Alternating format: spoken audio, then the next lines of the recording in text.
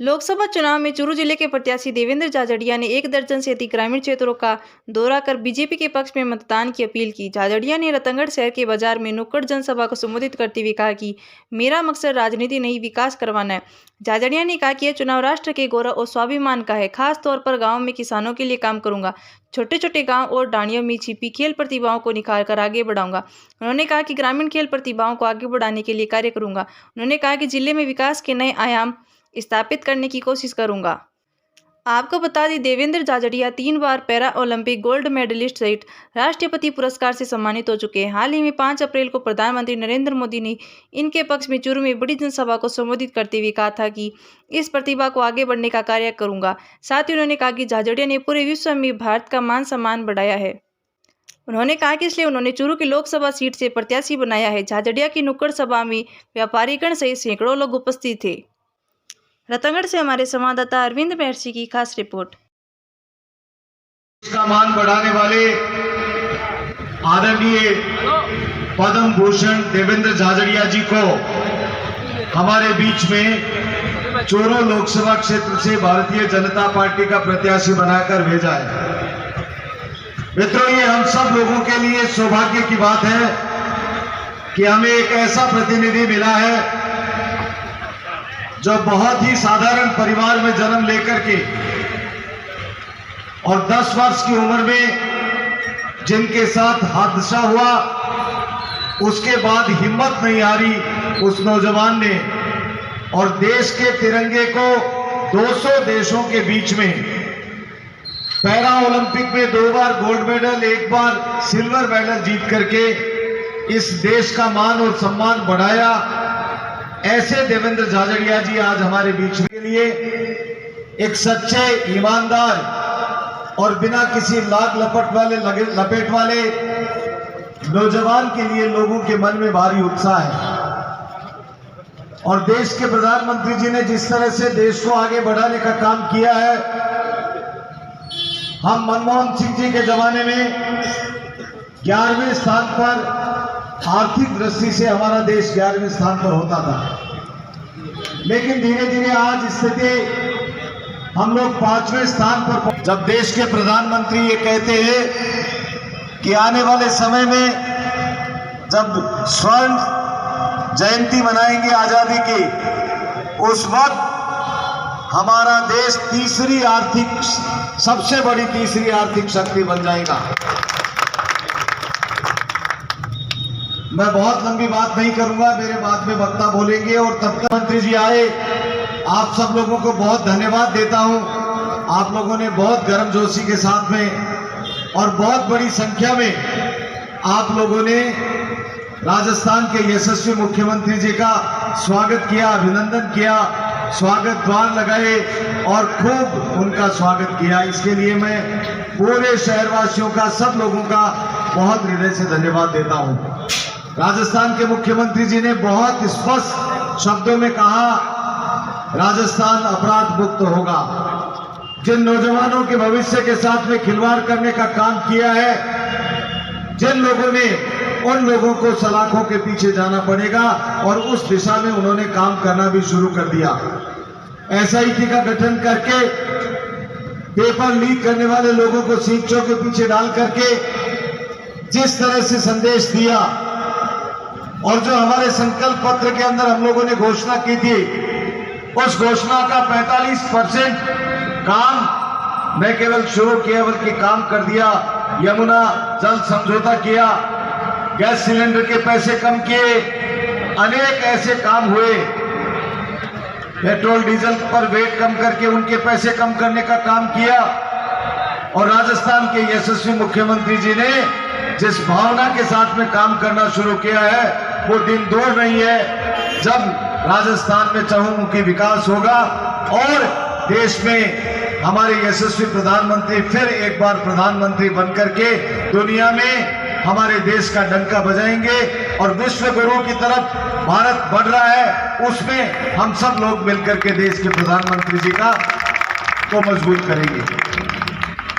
मैं प्रिय उम्मीदवार पद्मश्री, पद्म भूषण, अर्जुन अवार्डी, खेल रत्न से पुरस्कृत आदरणीय देवेंद्र झाझड़िया जी के समर्थन में आप भारी मतदान करें और करवाएं और आने वाले 19 तारीख को इतना मतदान करें कि ये रिकॉर्ड तोड़ यहां से हम जीत हासिल कर सकें। यही बात कहते हुए मैं मेरी वाणी को विराम देता हूं और भारत माता की, भारत माता की जय श्री राम, जय श्री राम। आज पूरे दिन रतनगढ़ के गांव का दौरा करने के बाद आज रतनगढ़ में यहाँ एक नुक्कड़ सभा का कार्यक्रम है, लेकिन ये नुक्कड़ सभा जनसभा में तब्दील हो गई। ये हौसला, आपका हौसला बता रहा है कि नरेंद्र मोदी आ रहा है।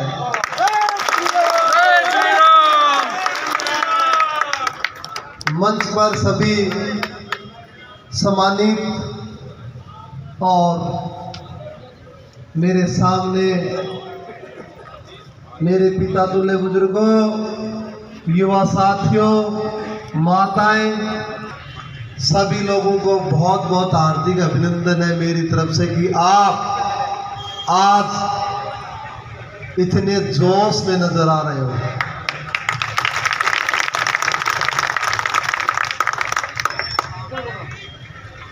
देखिए, ये 2024 का चुनाव है। ये चुनाव देश की दशा और दिशा तय करेगा। आपको याद होगा 5 तारीख को यहाँ चूरू में भारत के यशस्वी प्रधानमंत्री नरेंद्र मोदी जी आए थे। उन्होंने क्या कहा था कि अभी तक तो आपने ट्रेलर देखा है, फिल्म तो पूरी बाकी है।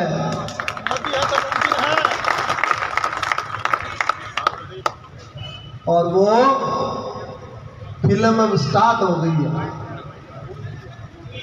आप देख रहे होंगे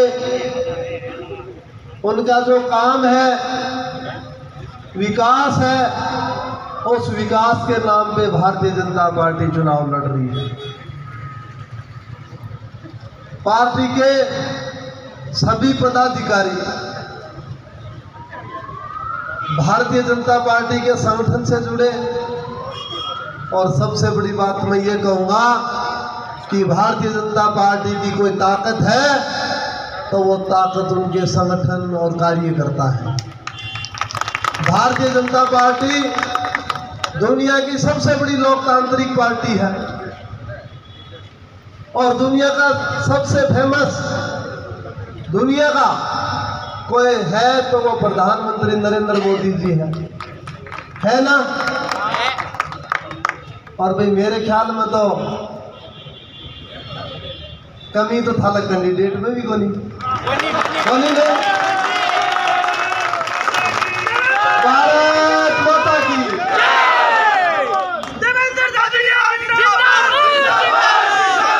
नरेंद्र मोदी, नरेंद्र मोदी, भारतीय जनता पार्टी।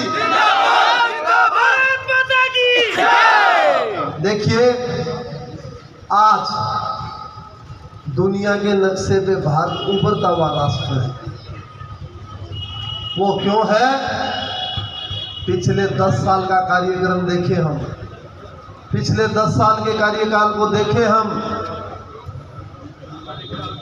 तो हमने जो काम किए हैं, अंतिम पायदान पे जो व्यक्ति बैठा है उसको हर सुविधा पहुंचाने का काम किया है, तो वो माननीय प्रधानमंत्री नरेंद्र मोदी जी ने किया। आप देख रहे होंगे, लोग कहते थे धारा 370 हटाओगे तो खून की नदियां बह जाएंगी। कहते थे ना, 5 मिनट के अंदर धारा 370 हटाई आज कश्मीर में हम एकदम खुले में सांस ले रहे हैं। हमारे केसर की खेती हो रही है। और ये कांग्रेस पार्टी वही पार्टी है जो राम को काल्पनिक मानती है, राम को काल्पनिक मानती है। और इनके सहयोगी दल सनातन धर्म को डेंगू कहते हैं।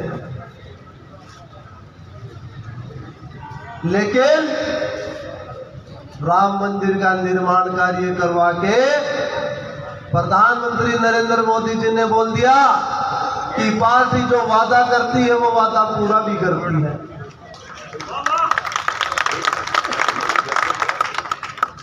कितनी भी विकास की योजनाएं मैं आपको बताऊं। स्वच्छ भारत अभियान कितना बड़ा अभियान था। और आपने एक अमृत काल देखा होगा, भारत का अमृत महोत्सव 75 साल पूरा होने पे अमृत महोत्सव मनाया गया था। और मुझे बड़ी खुशी होती थी जब मॉर्निंग में मैं ट्रेन में जाता था तो अनाउंसमेंट होता था कि फलाने फलाने व्यक्ति ने आज के दिन आज़ादी के लिए अपने बलिदान दे दिया। ऐसे व्यक्तियों के नाम मैं सुनता था जिनके इतिहास के पन्नों में कहीं नाम नहीं था, लेकिन नरेंद्र मोदी जी ने वो काम किया, उनको याद किया। जय जवान जय किसान, जय जवान जय किसान, वंदे मातरम, जय श्री राम, जय श्री राम, जय श्री राम, जय जवान जय किसान, जय श्री राम, जय श्री राम, जय जवान जय किसान, वंदे मातरम, जय श्री राम, जय श्री राम। आज आप देख रहे होंगे दुनिया में भारत की कितनी ताकत बढ़ी है। आज दुनिया की 5वीं अर्थव्यवस्था है भारत। कभी सोचा था किसने? आज विदेश में देखा जाए, जब रूस और यूक्रेन का युद्ध हो रहा था तो 12 घंटा के लिए युद्ध रुकवा दिया गया था कि मेरे देश के नागरिक फंसे हुए उनको निकाला जाए। ये ताकत दर्शाती है हमारे प्रधानमंत्री जी की। इतने काम हुए।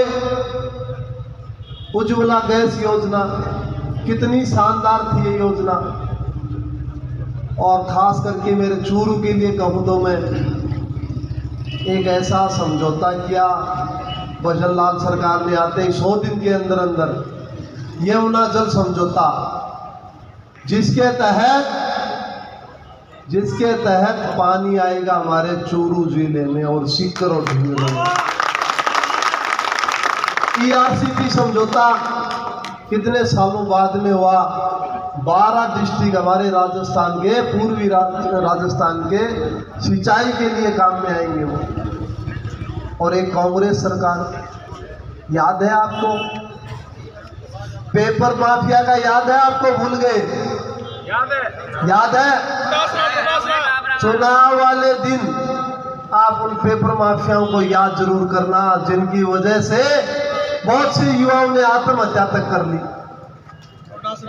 बहुत से युवाओं ने निराश होकर के आत्महत्या की, क्योंकि पेपर लीक मामला एक बहुत बड़ा था। युवाओं के साथ बहुत बड़ा खेल खेला गया। भजनलाल सरकार आते ही हमारे CM साहब ने कहा एक एक को पकड़ेंगे, एक एक को पकड़ेंगे, भले ही जेल कम पड़ जाए तो नई जेल बनवाएंगे, पर पेपर माफियाओं को नहीं छोड़ेंगे। भारत माता की, भारत माता की। हमारा कांग्रेस का प्रत्याशी राहुल गांधी जी की चर्चा ही नहीं करते, क्या कारण है? क्या चक्कर है? चर्चा ही नहीं करते। कांग्रेस पार्टी तक का नाम लेने से परहेज करते हैं। क्या बात है? देखो आप मोदी जी की क्रिटिसाइज नहीं कर पा रहे हैं, बहुत कंफ्यूज हो रखे हैं। आज मैं एक बात बताऊं, आज मैं आपके बीच में यदि भाषण दे रहा हूं तो मैं नरेंद्र मोदी जी की वजह से दे रहा हूं। क्यों? उन्होंने ये कह रखा है कि परिवारवाद डेमोक्रेसी लोकतंत्र के लिए सबसे बड़ा खतरा है, सबसे बड़ा खतरा है। हमारे कांग्रेस प्रत्याशी कह रहे हैं, मैंने बात रखी थी प्रधानमंत्री जी के सामने की मेरे चूरू लोकसभा में हर घर पानी दे, हर घर पानी पहुंचे और नहर का पानी पहुंचे खेत में, हर खेत में। तो उन्होंने कहा भाई कोई टैंकर थोड़ी लाना है, उन्होंने ये कहा टैंकर थोड़ी लाना, नहर लानी है। तो मैंने बता रहा हूं मोदी है तो मुमकिन है, क्योंकि वो कांग्रेस की संगत में चले गए। कांग्रेस कहती थी कि धारा 370 थोड़ी हट सकती है, क्या राम मंदिर थोड़ी बन सकता है।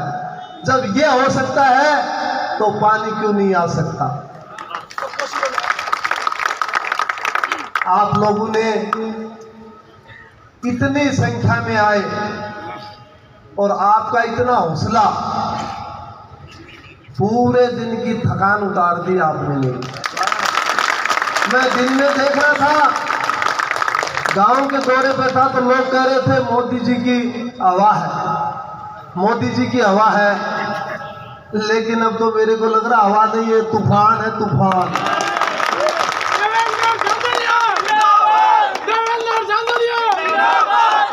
मैं उन सभी कार्यकर्ताओं को, पार्टी के कार्यकर्ताओं को मैं बहुत बहुत धन्यवाद देता हूं जो 365 दिन पार्टी के लिए कार्य करते हैं। आज वो डोर टू डोर घूम रहे हैं। कई कार्यकर्ताओं से मेरी बात होती है, वो सिर्फ 1 या 2 घंटे सो पा रहे हैं। ऐसी पार्टी के कार्यकर्ता हूं तो वो पार्टी बहुत ऊंचाई पे जाएगी। और अब की बार बहुत बहुत धन्यवाद, बहुत बहुत धन्यवाद।